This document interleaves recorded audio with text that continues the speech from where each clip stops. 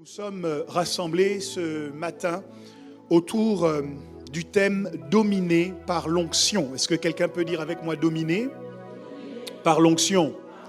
Dis plus fort « dominé par l'onction ». Nous sommes en fait dans une série que nous avons commencée depuis à peu près 4 semaines. 4 semaines, c'est bien ça? Non? On me dit 2. Moi, j'ai le sentiment d'avoir prêché un peu plus sur ce thème. Mais depuis quelques semaines, nous parlons de la domination. Alléluia. Nous croyons que le projet de Dieu pour l'homme était qu'il ne soit pas ballotté à tout vent de doctrine ou affecté par tout ce qui se passe autour de lui, sans jamais avoir la capacité d'influencer lui-même les événements. Parce que c'est de cela qu'il s'agit. Lorsque nous parlons de dominer, qu'est-ce que nous entendons?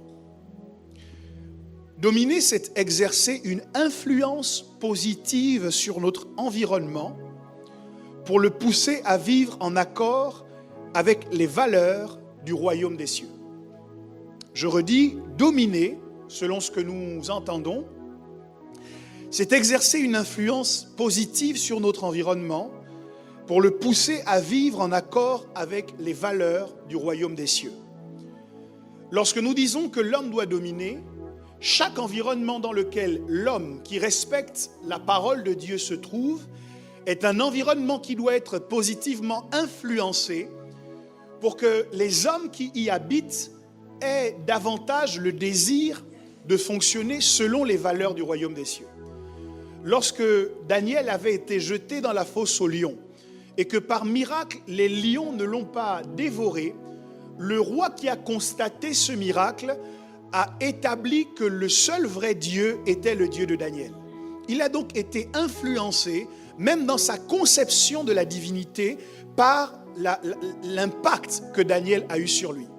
Lorsque Shadrach, Meshach et Abed-Nego ont été jetés dans la fournaise ardente, la Bible dit qu'ils sont sortis de cette fournaise, leurs vêtements ne sentaient même pas la fumée. Et que ce feu qui avait été allumé n'avait eu pour résultat que de brûler les liens avec lesquels on les avait liés avant de les jeter dans la fournaise. Je voudrais que tu saches que le feu par lequel tu passes n'a pas la légitimité de te brûler. Je dis, il n'a pas le mandat de te consumer. Certes, tu passes par le feu, mais je veux que tu saches que ce feu est allumé pour couper, pour brûler, pour calciner les liens avec lesquels on te limite et on t'empêche de t'engager pleinement dans ton destin.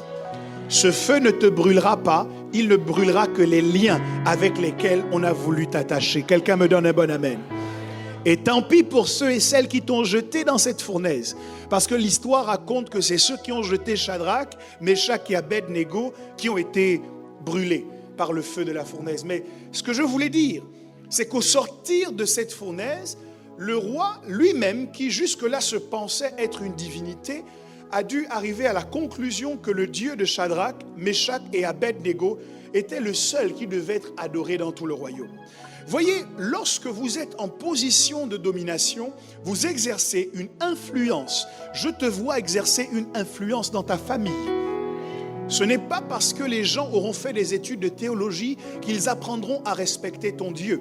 Mais c'est en te voyant fonctionner et en voyant ce que Dieu fait dans ta vie qu'ils seront obligés de se rendre compte que ton Dieu n'est pas comme les autres dieux.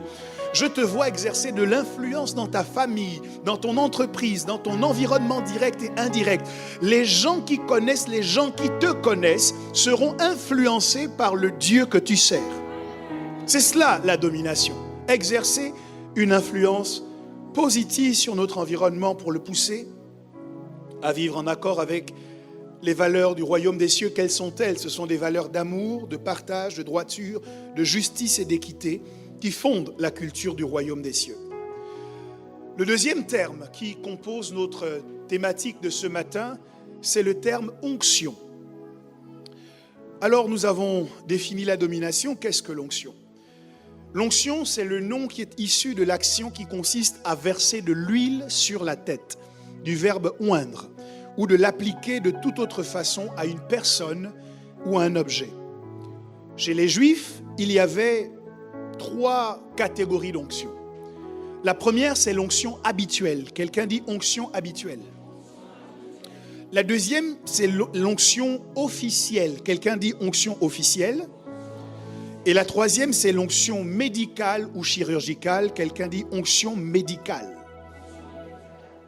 Dans leur culture, les Juifs avaient, comme plusieurs cultures du Proche-Orient, l'habitude d'avoir recours à des huiles dont ils se frottaient le corps comme une façon de parfaire leur toilette ou de se parfumer. Parce que certaines de ces huiles étaient parfumées. Et dans ce cadre-là, on peut parler d'onction habituelle. Lorsqu'on dit onction habituelle, ça donne l'impression que cela n'a aucune incidence sur la spiritualité. Mais je peux vous garantir que lorsque vous sentez bon, il y a des portes qui s'ouvrent. Et donc c'est spirituel d'avoir recours à l'onction habituelle. Esther, pour se démarquer de toutes les concubines qui devaient passer voir le roi, a eu recours à des huiles. Ce n'étaient pas des huiles spirituelles. L'eunuque du roi lui a simplement prodigué un certain nombre de soins de la peau qu'il faut que lorsqu'elle est rentrée en présence du roi et qu'il a humé son parfum, il a dit, celle-là, c'est celle que je veux pour elle.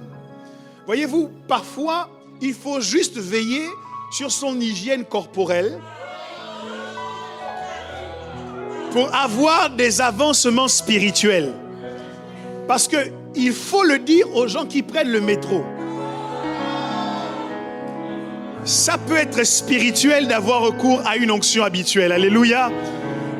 Il faut aider les gens à utiliser des huiles parfumées. Amen. Ton amen me dérange, on dirait que je parle de toi. Pourtant, ce n'est pas de toi que je parle. Je suis en train de parler d'un Tanzanien. Tu sais, j'étais à Lubumbashi, j'étais pas très loin de la Tanzanie. J'ai parlé de la Tanzanie, j'ai dit, il faut que j'arrête de parler de ce pays. Parce qu'à un moment donné, les gens vont se dire, mais qu'est-ce que ce monsieur a contre nous? Le deuxième type d'onction auquel les Juifs avaient recours, c'était l'onction officielle. Dites onction officielle. L'onction officielle avait pour but de vous introduire dans une fonction sacrée. Il y avait 3 types de fonctions qui nécessitaient d'y être introduits par une onction. Il y avait l'onction sacerdotale qui introduisait le sacrificateur ou le prêtre dans sa fonction de prêtre. On loignait d'huile et on aspergeait ses vêtements d'huile. Et à partir de ce moment, Dieu disait, désormais, vous le regarderez comme saint parce qu'il a reçu l'onction sur lui et que cette onction est pour lui comme une couronne sur sa tête. Donc, on ne pouvait pas exercer la sacrificature sans onction. Quelqu'un dit avec moi, sans onction, on ne peut pas être sacrificateur. Je veux le préciser ici, et je demande que l'on m'aide un peu avec le son de mon micro. Je veux le préciser ici. Nous sommes un peuple de rois et de sacrificateurs. Quelqu'un me donne un bon amen. La problématique, c'est que ce n'est pas parce que nous sommes appelés sacrificateurs que nous pouvons exercer la sacrificature sans respecter le process qui nous emmène à être légitimes pour exercer le sacerdoce. Le problème, c'est un problème de mandat. Même si on t'a appelé comme ça ou que tu es prédisposé à l'être, tu dois t'assurer d'avoir suivi le processus qui te permet d'être qualifié pour le devenir vraiment. Sinon, tu vas te retrouver dans la situation des fils de Séva qui sont allés pour chasser un démon. Le démon ils ont dit au nom de Jésus que Paul prêche, sors de ce corps. Le démon leur a répondu, je connais Jésus, je connais Paul, mais vous qui êtes-vous? Et le texte dit que le démon les a sévèrement battus. Donc il y a des chrétiens qui peuvent se retrouver sévèrement battus, pas parce qu'ils ne savent pas dire au nom de Jésus, mais qu'ils n'ont pas attendu de passer par le process qui permet de faire que celui qui est appelé à la sacrificature reçoive le mandat du sacerdoce. Le deuxième type d'onction, c'était l'onction royale. Un roi, pour accéder au trône, devait passer par une cérémonie au cours de laquelle un prophète versait sur sa tête de l'huile. Et cette huile lui conférait des capacités surnaturelles pour pouvoir diriger le peuple. Et quand bien même Saül a péché contre Dieu et est rejeté, David refuse de lever la main contre lui parce qu'il a reçu l'onction de Dieu sur sa vie. Quelle que soit la situation spirituelle dans laquelle vous vous trouvez, Si vous avez un jour reçu l'onction sur votre tête, il y a des choses et des gens qui ne pourront pas vous toucher. Non pas parce que vous êtes trop fort, non pas parce que vous êtes trop intelligent, mais parce que l'onction de Dieu a coulé sur votre tête. Et ceux et celles qui oseront vous toucher auront le salaire de leur folie. La Bible dit qu'un homme a vu Saül en faiblesse et l'a frappé à mort et est venu devant David en disant « Dieu t'a délivré de tes ennemis ». À l'heure même, cet homme a perdu la vie parce qu'il n'avait pas hésité à lever la main sur un oint de l'Éternel. Il y a des gens dont les problèmes s'expliquent par le fait qu'un jour, ils ont levé la main sur un oint de l'Éternel. Ils ont touché celui que Dieu avait mis à part. Voyez-vous, lorsque vous devez gérer ou traiter avec des gens qui sont oints, faites attention. Le troisième type d'onction, c'était l'onction des prophètes. Tous ceux qui étaient appelés à la charge prophétique, ou un grand nombre d'entre eux, on a certaines attestations bibliques qui démontrent qu'ils commençaient leur office après avoir été oints, et c'est dans cette optique qu'ils étaient introduits dans la charge prophétique. Et puis, l'onction était également utilisée pour soigner les malades. Lorsque quelqu'un était malade et qu'il s'approchait des anciens, les anciens avaient reçu la recommandation d'oindre cette personne d'huile, de prier pour elle, et la guérison miraculeuse prenait place. Ce que je dis n'est pas uniquement valable dans l'Ancien Testament, mais dans le Nouveau Testament, nous avons également des preuves, des attestations de ce qu'on oignait d'huile les malades et les malades étaient guéris. Dans le cadre de notre vie chrétienne, nous ne devons jamais perdre de vue que l'onction d'huile est également un moyen spirituel de déclencher la guérison. Amen. Donc lorsque vous êtes malade, n'hésitez pas à aller voir les anciens, à aller voir les pasteurs pour qu'ils vous oignent d'huile, qu'ils prient pour vous et cette maladie quittera votre corps au nom de Jésus. Je croyais que tu allais me donner un meilleur amen que celui-là. Alors, qu'est-ce que nous entendons lorsque nous parlons de dominer par l'onction ? Je voudrais, pour préciser ma pensée, que nous ouvrions nos Bibles ensemble dans le texte de 1 Roi, chapitre 19. 1 Roi, chapitre 19, à partir du verset 19, et je lirai la version français courant. La Bible dit, Élie partit de là, il trouva Élisée, fils de Shaphat, en train de labourer un champ avec 12 paires de bœufs. Élisée conduisait lui-même la 12e paire. Élie, en passant près d'Élisée, jeta son manteau sur lui. Alors, Élisée abandonna ses bêtes et courut dire à Élie, « Laisse-moi aller embrasser mon père et ma mère, après quoi je te suivrai. » « Mais tu peux retourner à ton travail, répondit Élie. « Est-ce que je t'ai demandé quelque chose ?» Élisée retourna à son champ. Là, il prit ses 2 bœufs, il les sacrifia. Avec la charrue, il fit du feu pour cuire la viande. Il la donna ensuite aux gens qui étaient présents, et ils la mangèrent, puis il suivit Élie et devint son serviteur. Quelqu'un dit Amen? Quelqu'un dit gloire à Dieu? La problématique que nous avons, c'est que pour permettre que l'homme soit introduit dans une dimension de domination, Dieu a disposé des outils pour lui. Je vous ai montré il y a quelques semaines que Dieu donne à Adam la capacité de nommer les animaux. C'est une des facultés par lesquelles Dieu donne à l'homme d'exercer la domination. Je vous ai montré il y a quelque temps également que Dieu demande à Moïse ce qu'il a dans sa main et l'introduit dans la dimension de l'exercice de la domination par le bâton. Ce que j'entends par le bâton, c'est la compétence. Donc Dieu va donner à l'homme d'avoir de l'influence par différents canaux. Le premier canal, c'est l'utilisation savante de sa bouche, de sa parole. Lorsque l'homme sait qu'il a reçu la parole créatrice, il sait l'utiliser à bon escient et ces paroles lui permettent d'accroître son influence. Par tes paroles, tu seras justifié et par tes paroles, tu seras condamné. Alléluia. Donc, la connaissance de la parole créatrice que nous avons est un canal pour augmenter notre influence. Quelqu'un me donne un bon amen. En plus de la connaissance, La compétence également est un outil qui nous permet d'accroître notre influence. Les textes disent, si tu vois un homme qui est habile dans son ouvrage, il ne se tient pas auprès des hommes obscurs, mais sa place est auprès des rois. Ça veut dire que l'élévation de cet homme est fonction de sa capacité à faire des choses. Il a des compétences, il a une excellence dans son exécution qui impose qu'il ne peut pas se tenir au milieu des hommes obscurs, mais qu'il doit absolument être ajouté au nombre de ceux qui gouvernent et au nombre de ceux qui dirigent. Que tes compétences t'ouvrent le palais, que tes compétences t'ouvrent un couloir, une voie, un accès à la royauté et au gouvernement. Mais lorsque vous avez la connaissance, lorsque vous avez les compétences, il peut arriver qu'on limite tout de même votre influence. Lorsque vous avez des facultés hors du commun, que vous savez ce que vous avez à faire, cela peut ne pas suffire pour vous emmener dans une dimension de domination. Je veux prendre l'exemple d'un architecte. Un architecte est doté d'une grande connaissance. Il sait comment établir les plans de sa vie ou les plans d'un bâtiment, comme vous et moi, nous devons savoir établir les plans de notre existence. Alléluia.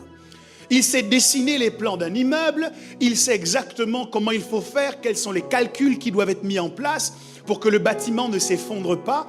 Il a donc des compétences et des connaissances qui lui permettent de créer ou de dessiner le plan. Mais quand il va falloir passer à l'exécution du plan, s'il n'est limité que par ses connaissances et ses compétences, l'architecte seul ne peut pas permettre à cette maison de sortir de terre. Il a besoin d'un troisième canal d'influence qu'on appelle la puissance.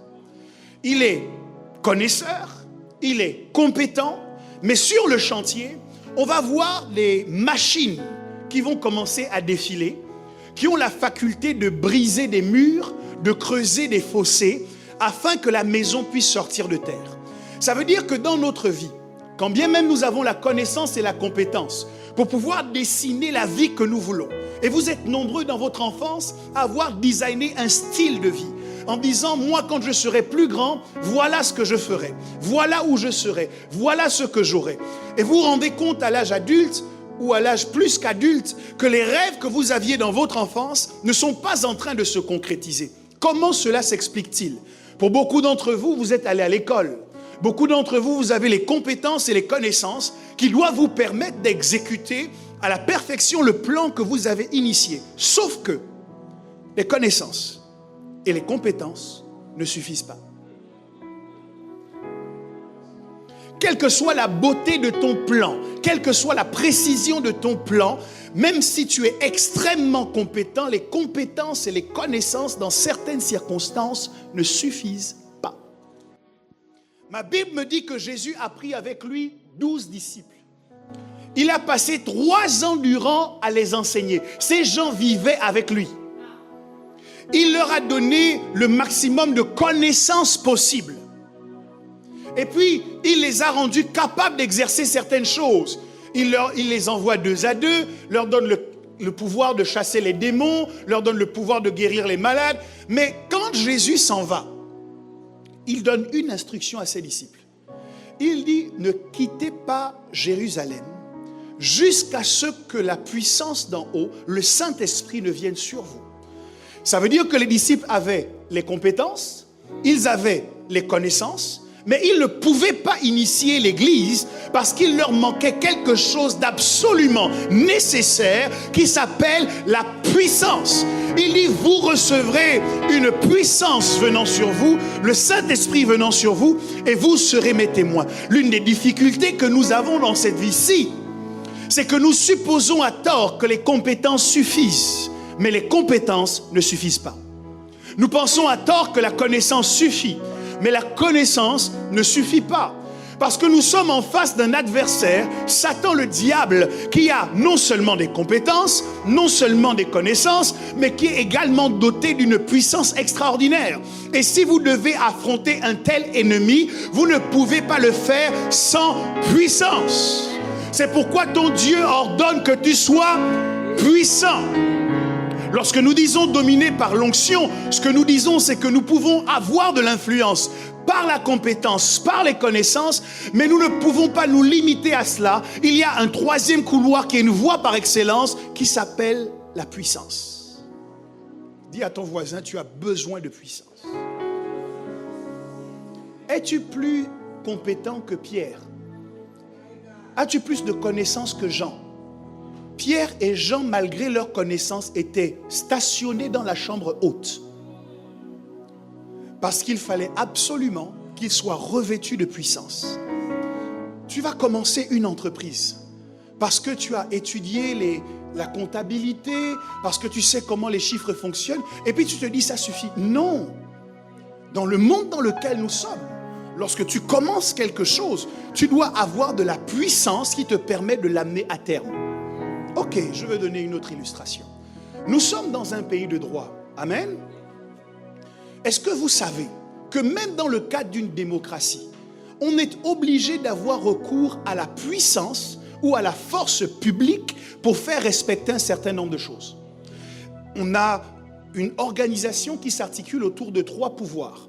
Le pouvoir législatif qui rassemble les députés qui vont voter des lois.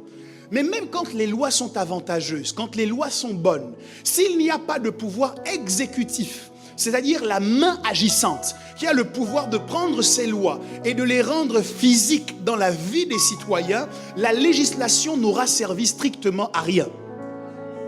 C'est pour cette raison qu'il y a des gens qui sont en litige, ils ont quelqu'un qui squatte leur appartement ou qui ne paye pas de loyer, ils ont emmené devant le tribunal a condamné le locataire indélicat, mais malgré la condamnation, malgré le jugement, le locataire indélicat continue à narguer le propriétaire en disant « je ne paye pas et je ne sors pas du logement ». À ce moment, on a besoin d'autre chose que de la connaissance de la loi. On a besoin d'une main agissante. On a besoin de quelqu'un qui peut mobiliser la force publique pour venir briser le verrou de la porte en question, prendre les affaires de ce locataire indélicat en dehors de la trêve hivernale et le mettre bonnement dehors.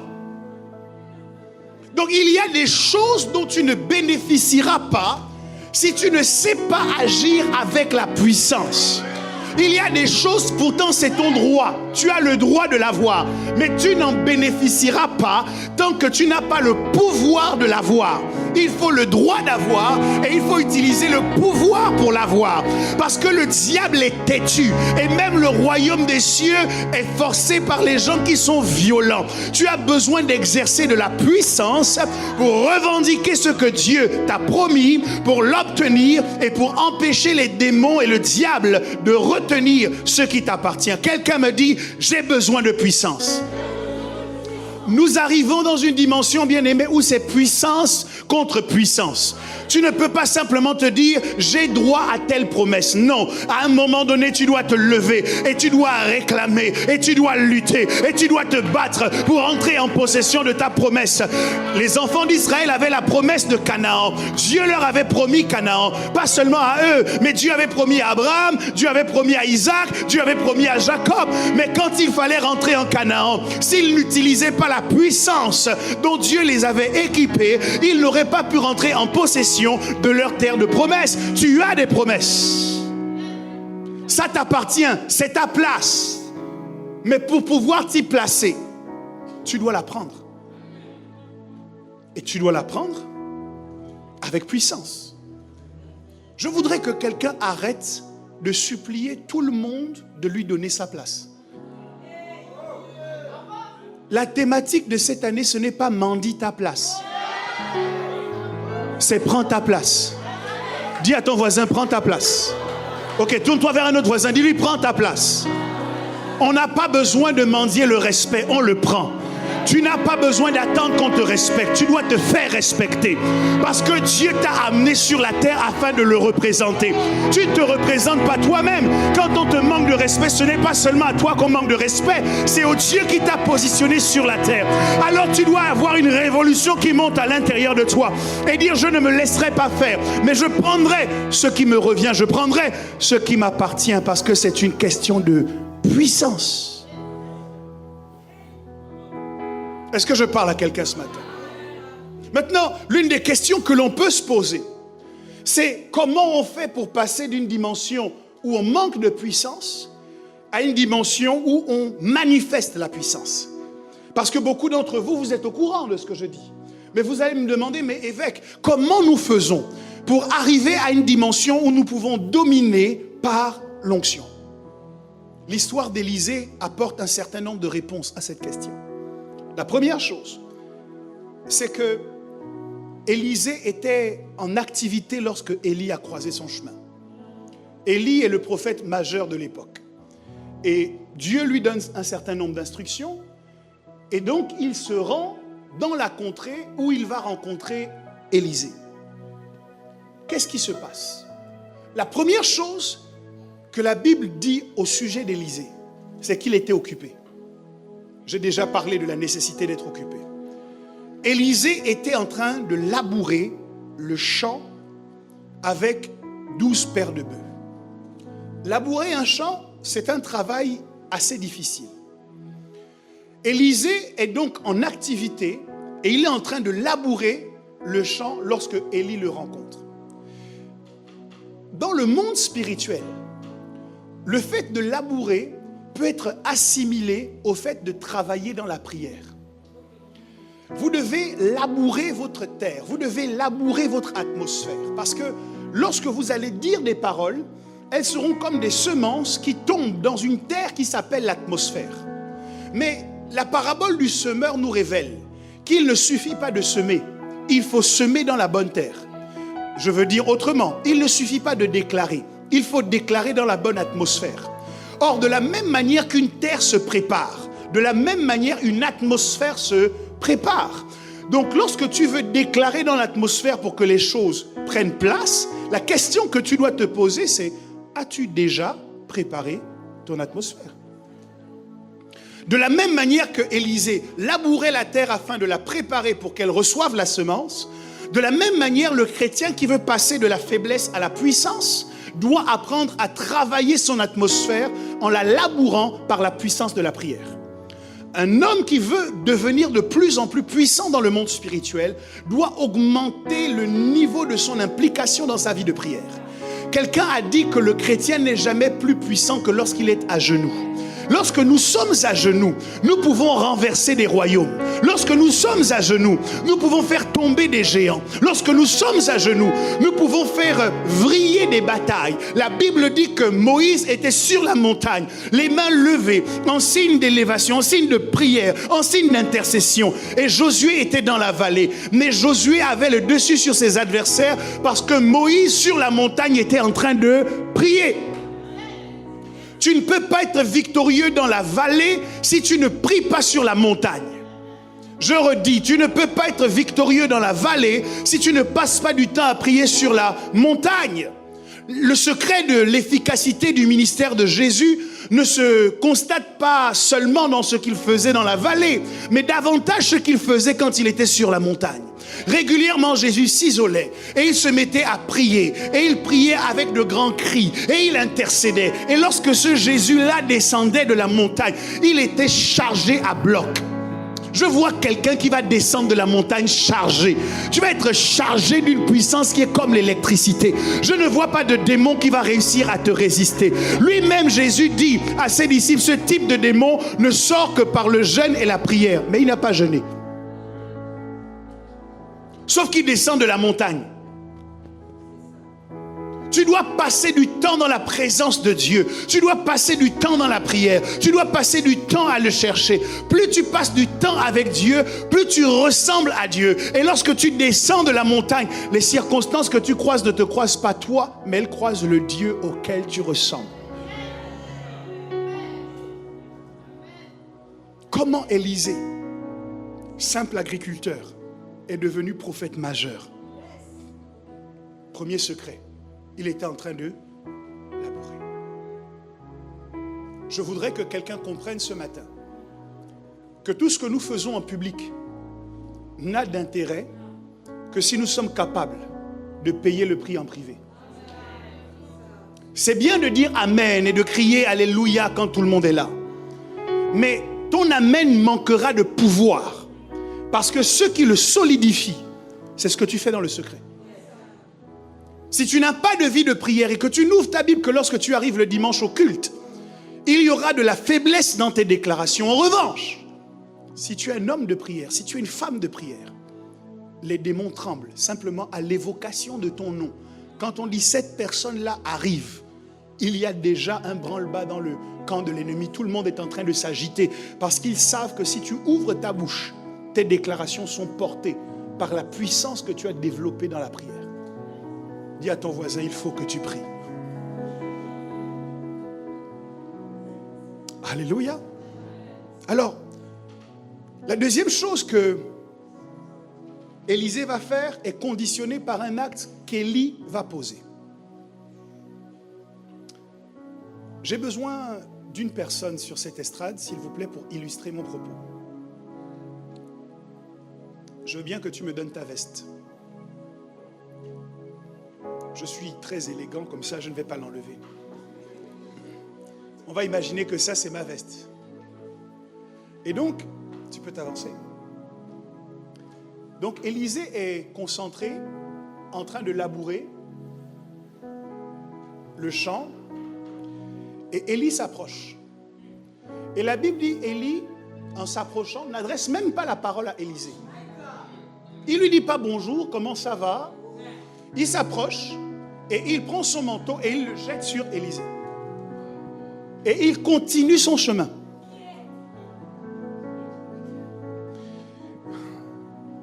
Et la Bible dit que là, Élisée se retourne et il court vers Élie. Normalement, si tu avais compris...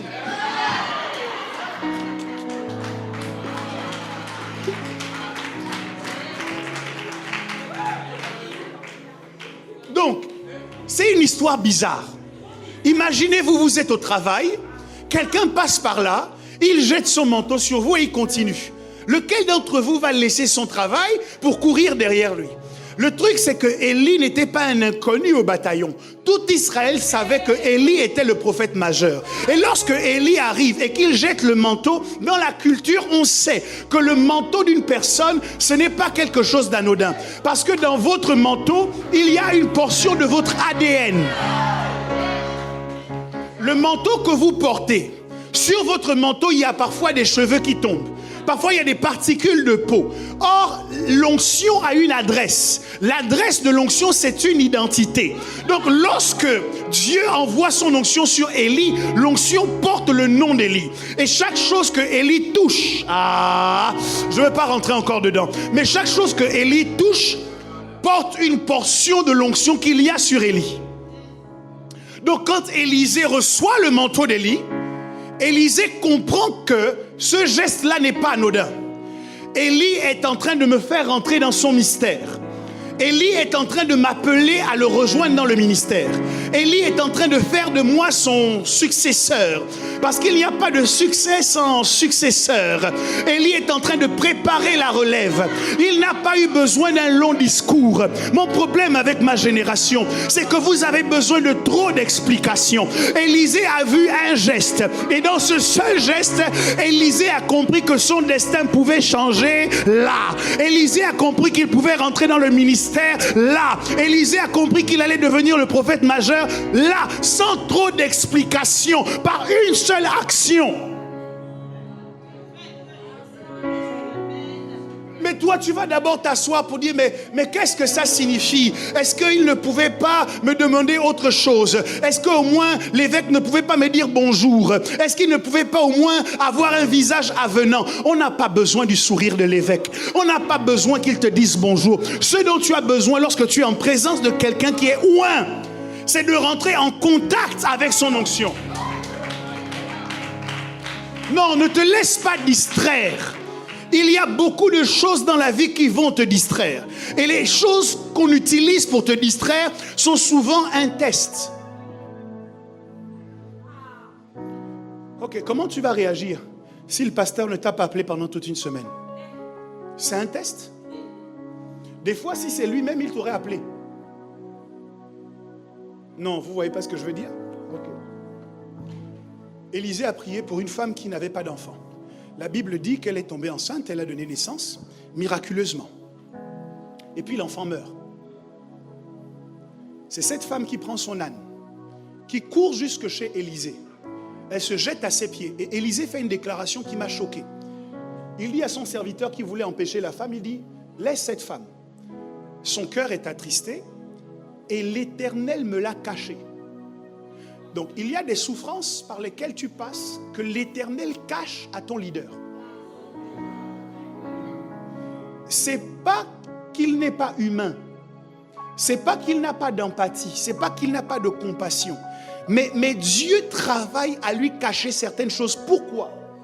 Parce que le mystère qui permettait à cette femme de trouver la résurrection de son fils impliquait que ce soit elle qui se mette à la recherche d'Élisée. Tant que tu seras dans la logique où c'est le pasteur qui doit te chercher, il y a une dimension de grâce à laquelle tu n'auras pas accès. Mais si tu comprends ce que je suis en train de dire, tu vas réaliser... Ah Dieu, la responsabilité d'Élie, c'est de jeter le manteau sur toi. Et la Bible dit qu'il continue à marcher. Donc pendant qu'il a jeté le manteau, il ne s'est pas arrêté pour expliquer à Élisée le sens de son action. Il a jeté le manteau, il a continué. C'est Élisée qui arrive au déclic à l'intérieur de sa pensée et qui dit, je ne peux pas rester dans cette situation alors que le manteau a été déposé sur moi. Et la Bible dit que Élisée a couru. Il a couru pour aller croiser Élie. Donc vous imaginez la nécessité, comment dire, la distance qui le séparait d'Élie. Il a dû courir pour montrer son engagement, pour montrer que je ne veux pas rester statique, je ne veux pas rester au même endroit. Élisée a compris qu'il ne pouvait pas rester dans cette situation où il était simplement en train de pratiquer l'agriculture alors que Dieu l'appelait à quelque chose de plus glorieux. Or, pour partir de cette dimension-là à une autre dimension, il fallait qu'il remette clairement les choses dans leur contexte. C'est moi qui court derrière le porteur d'onction. Ce n'est pas le porteur d'onction qui court derrière moi. C'est moi qui dois me rappeler à son souvenir. Ce n'est pas lui qui doit en permanence chercher à m'appeler pour savoir comment j'ai dormi, comment j'ai rêvé, quel était le sens de ce cauchemar, qui est-ce que j'ai vu dans mon rêve, est-ce que j'ai bien mangé à midi, est-ce que j'ai bien mangé le soir. Ce n'est pas le rôle de ton leader spirituel. Bon, ça vous dérange ce que je dis. Mais si vous voulez suivre le cheminement d'Élisée, il faut absolument que vous preniez votre responsabilité. La part de celui qui est porteur de l'onction, c'est de rendre cette onction disponible. Un serviteur de Dieu un jour m'a dit, tu sais, beaucoup de gens savent quel est le prix de l'onction, mais peu de gens veulent payer le prix de l'onction. Alors Élisée arrive devant Élie, il a couru, donc il a manifesté son engagement. Et une fois qu'il arrive auprès d'Élie, il dit à Élie, permets que j'aille d'abord embrasser mon père et ma mère. Est-ce que cela vous rappelle quelque chose de quelqu'un qui est venu voir Jésus et qui a dit, laisse-moi d'abord aller ensevelir mon père. Et Jésus a répondu, laissez les morts ensevelir les morts. Qu'est-ce qui se passe lorsque vous devez connaître une rupture avec quelqu'un? Vous devez vous séparer de quelqu'un et que vous allez voir la personne pour lui dire correctement au revoir.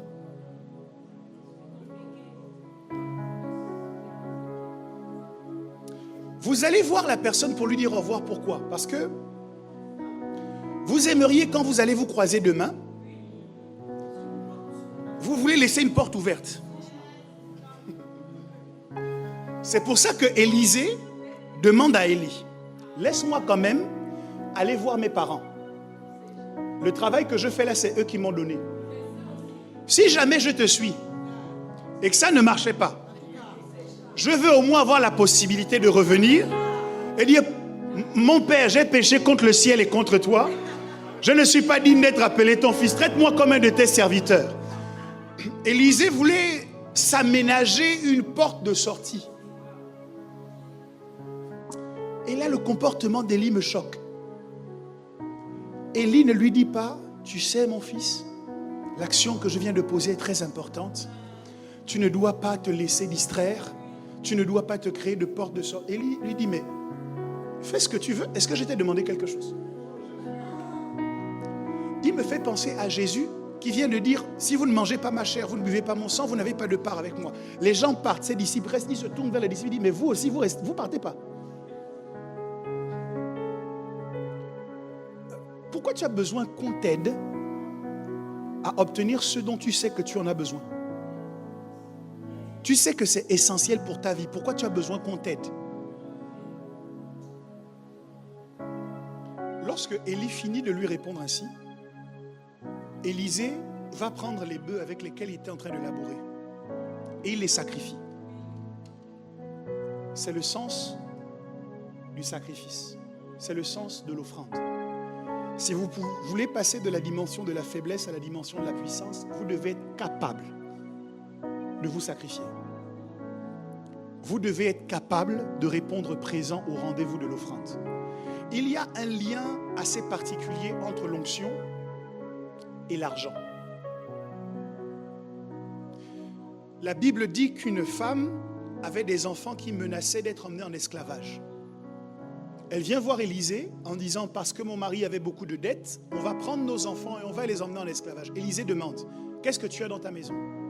Elle dit, j'ai un peu d'huile. Il dit, emprunte des vases chez toutes tes voisines, verse de l'huile dans ces vases, et à la suite de cela, vends l'huile, paye tes dettes, et tu auras de quoi vivre. Ça veut dire que pour pouvoir payer ses dettes, elle devait travailler avec l'huile. Dans la parabole des vierges sages et des vierges folles, lorsque les vierges folles se rendent compte qu'elles n'ont pas assez d'huile pour attendre ou pour aller à la rencontre de l'époux, et qu'elles demandent aux sages de leur en prêter, les vierges sages disent, allez chercher l'huile chez ceux qui en vendent. Ça veut dire que quand on parle d'onction, on parle de quelque chose qui s'achète.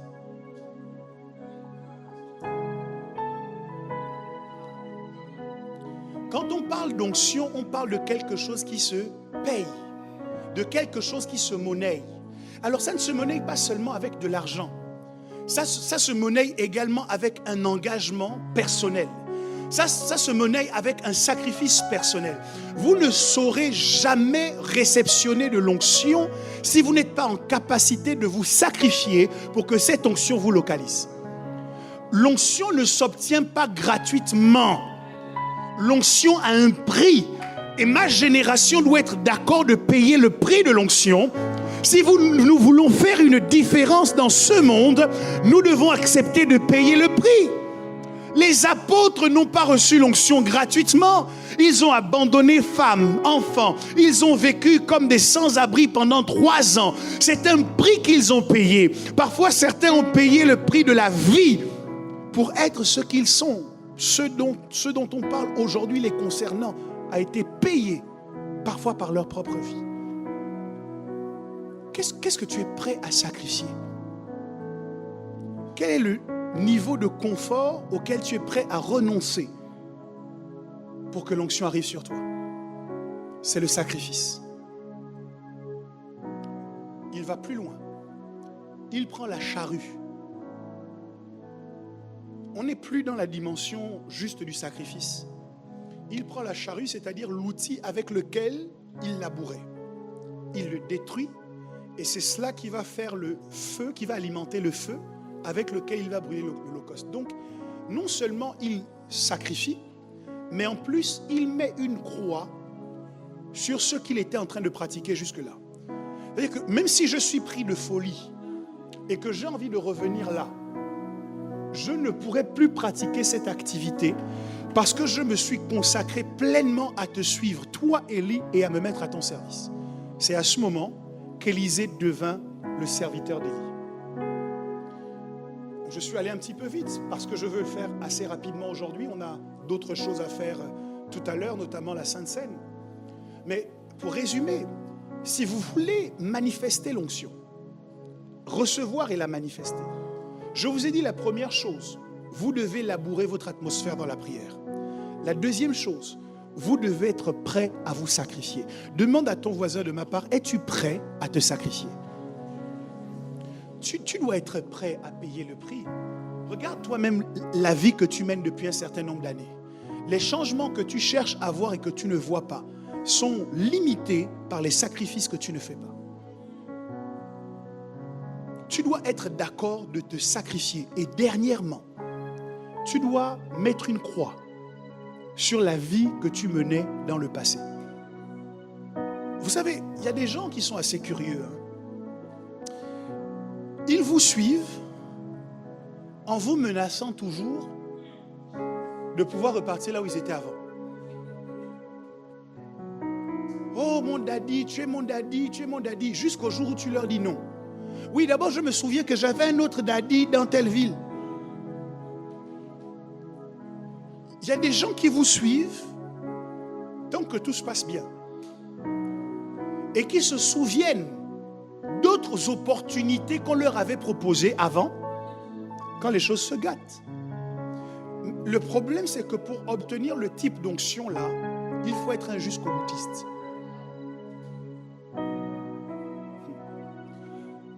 Là où vous voyez comment Élisée a progressé dans sa pensée, c'est que le même Élisée qui a dit à Élie la première fois, « Laisse-moi d'abord aller dire au revoir à mon père et à ma mère ». C'est le même Élisée, lorsque Élie devait être enlevé, à qui Élie disait, « Reste là, je veux aller plus loin ». Élisée répondait, « Mon âme est vivante, aussi longtemps que ton âme est vivante, je ne te quitterai point ». Donc le Élisée qui était prêt à se séparer d'Élie au début, devient Élisée qui n'est pas d'accord de se séparer d'Élie à la fin. Il a progressé dans sa pensée. Il sait que je ne peux pas laisser Élie tant que je n'ai pas reçu de lui tout ce que je dois recevoir. Parfois, nous sommes au bon endroit, avec les bonnes personnes, mais nous quittons trop tôt.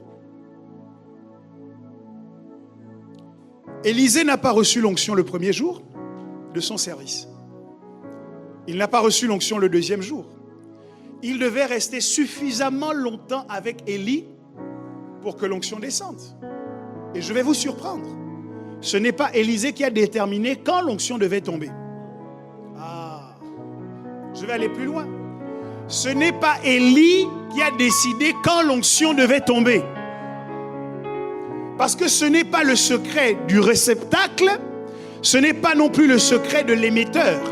C'est le secret de celui qui est dans le ciel et qui est la source de l'onction. C'est Dieu qui avait arrêté le jour où Élie devait être enlevé. Ça pouvait arriver 5 ans après que Élisée se soit mis au service. Ça pouvait arriver 2 ans après. Ça pouvait arriver 10 ans après. Mais c'est quelque chose qui appartenait au secret de Dieu. Bien souvent, nous ne prenons pas ce que nous devons prendre parce que nous supposons à tort que nous pouvons déterminer quand le moment est venu de nous le donner. Le fils prodigue est allé voir son père. Il lui a dit, donne-moi maintenant la part de tes biens qui doit me revenir. Fils prodigue, ce temps ne t'appartient pas.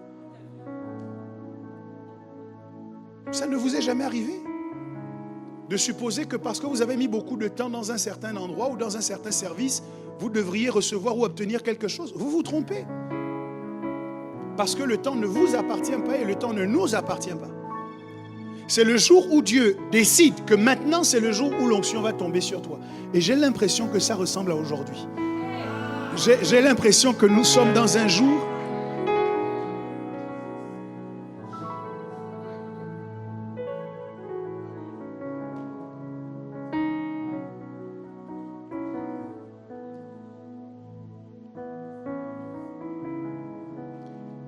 il fait cuire la viande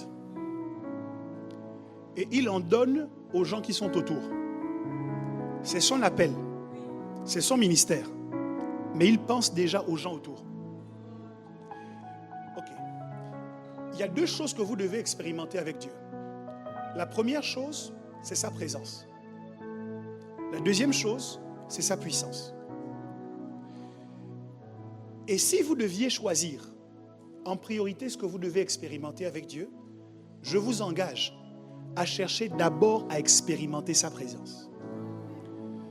Parce que lorsque vous avez expérimenté la puissance sans la présence, vous n'avez pas le cœur qu'il faut pour utiliser la puissance à bon escient. Et nous avons des gens qui, avec la puissance de Dieu, détruisent les autres. Et vous vous demandez comment cela est possible. C'est possible parce qu'on a des gens qui, à cause du côté spectaculaire des dons spirituels et des charismes, se sont concentrés sur le fait de chercher à savoir comment on fait tomber les gens, comment on prophétise, comment on obtient la parole de connaissance. Mais avant de chercher tout ça, ils auraient dû chercher Dieu d'abord. Parce que lorsque vous avez d'abord expérimenté la présence de Dieu, la présence de Dieu vous change de l'intérieur. La présence de Dieu transforme votre cœur. Et vous ne faites plus les choses pour vous-même, vous les faites pour les autres. C'est pour cela que Élisée est en train de faire un sacrifice. Il s'agit de son ministère, de son histoire, de son destin. Mais il estime que dans son histoire, dans son ministère, dans son destin, les autres qui sont autour de lui doivent avoir part à son héritage. Et donc il sacrifie et il donne autour de lui pour que les autres aussi puissent en bénéficier. Il inclut les autres dans sa grâce à lui. Ça, c'est une manifestation de la rencontre personnelle avec Dieu. Les autres sont importants. Pourquoi Dieu doit-il te donner de la puissance? Pourquoi Dieu doit accroître ton influence? Tu dois t'assurer que c'est toujours pour le bien de ceux qui sont autour de toi. Toujours. Une fois que ces valeurs sont gravées à l'intérieur de toi, tu deviens une piste d'atterrissage sécurisée pour que l'onction puisse se poser. Est-ce qu'il y a des gens ici qui pensent au bien-être de leur prochain? La Bible dit, tu aimeras ton prochain comme toi-même. Est-ce qu'il y a des gens ici, quand ils sont en présence de quelqu'un qui est malade, ils se sentent en empathie, en souffrance avec les personnes malades? La Bible dit, Jésus, ému de compassion, guérit les malades. Le moteur de la guérison, ce n'est pas le spectacle, ce n'est pas la célébrité. Le moteur de la guérison miraculeuse, c'est la compassion. C'est parce que je t'aime et parce que je souffre, parce que tu souffres, que je suis capable de mobiliser les ressources spirituelles qui sont en moi pour libérer l'onction afin que tu obtiennes la guérison. Le cœur que nous avons tourné vers les autres est la clé qui nous permet d'être efficaces dans la manifestation de l'onction. Ce que Dieu m'a dit, c'est qu'il y a des hommes et des femmes en cette maison qui doivent être équipés. L'onction, on ne la reçoit pas une fois pour toutes. L'onction correspond à une saison et à une fonction. Si vous êtes appelé en tant que roi, vous avez une onction royale. David a reçu 3 fois l'onction. Il a été oint au milieu de sa famille, il a été oint à Juda et il a été oint à Hébron avec tous les anciens d'Israël qui sont venus pour le faire roi. Donc, je veux vous le dire comme je le ressens. Il y a de nouvelles fonctions auxquelles Dieu va appeler certains d'entre vous. Et pour exercer ces fonctions, vous avez besoin d'un nouveau type d'onction. L'onction que vous aviez vous a permis de fonctionner pendant une saison. Mais ce matin, il va y avoir une performance de l'esprit. Pour là où tu veux aller, tu as la connaissance, tu as la compétence. Mais ce matin, Dieu veut déposer sur toi une portion de sa puissance. Oui. Est-ce que nous pouvons nous tenir sur nos deux pieds?